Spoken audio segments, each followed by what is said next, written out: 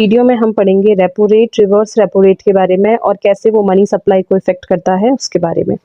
Repo rate क्या होता है स्टूडेंट्स? वो रेट जिस रेट पे सेंट्रल बैंक लोन देते हैं कमर्शियल बैंक को उनके शॉर्ट टर्म नीड्स के लिए, उसे रेपो रेट बोला जाता है। Rate at which central bank of a country lends money to commercial bank to meet their short term needs. Central bank loan देते हैं कमर्शियल बैंक को उनके शॉर्ट टर्म नीड्स के लिए। इसे शॉर्ट में आरआर या रीपर्चेज एग्रीमेंट भी बोला जाता है। तो अब हम देखेंगे कि रेपो रेट कैसे मनी सप्लाई को इफेक्ट करते हैं। इंक्रीज इन रेपो रेट, अगर सेंट्रल बैंक रेपो रेट को इंक्रीज कर देते हैं तो कमर्शियल बैंक के लिए सेंट्रल बैंक से बोरोइंग करना भी कॉस्टलियर हो जाएगा, जिसकी वजह से कमर्शियल बैंक भी अपने इंटरेस्ट रेट जनरल पब्लिक के लिए बढ़ा देंगे और हाई इंटरेस्ट रेट की वजह से पब्लिक लोन लेना कम कर देगी, जिसकी वजह से लेस क्रेडिट मार्केट वाली सिचुएशन आ जाएगी और ऑटोमेटिकली इकोनॉमी में मनी की सप्लाई डिक्रीज हो जाएगी। वैसे ही अगर रेपो रेट डिक्रीज होने पे कमर्शियल बैंक को सेंट्रल बैंक से लोन मिलेगा सस्ता, जिससे वो पब्लिक को लोन देंगी कम इंटरेस्ट रेट पे।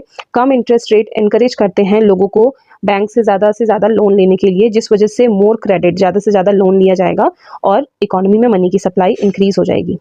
रिवर्स रेपो रेट स्टूडेंट बिल्कुल अपोजिट होता है रेपो रेट का।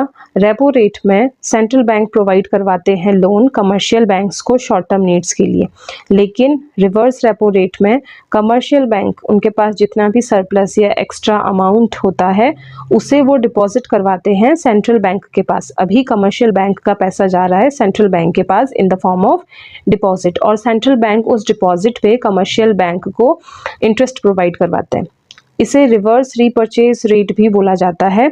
इंक्रीज इन आरआरआर, अगर reverse repo rate central bank ने इंक्रीज कर दिया है तो उस वजह से क्या होगा, bank deposit more with central bank. जो कमर्शियल बैंक्स हैं वो सेंट्रल बैंक के पास ज़्यादा से ज़्यादा अपना surplus amount, excess money deposit करवाना चाहेंगे, क्योंकि उस पर उन्हें इंटरेस्ट मिलेगा। लेस कैश फॉर लेंडिंग, जिससे कमर्शियल बैंक के पास जनरल पब्लिक को लेंड करने के लिए लेस कैश बचेगा, कम कैश बचेगा, और ये ऑटोमेटिकली डिक्रीज कर देगा इकोनॉमी में मनी की सप्लाई को।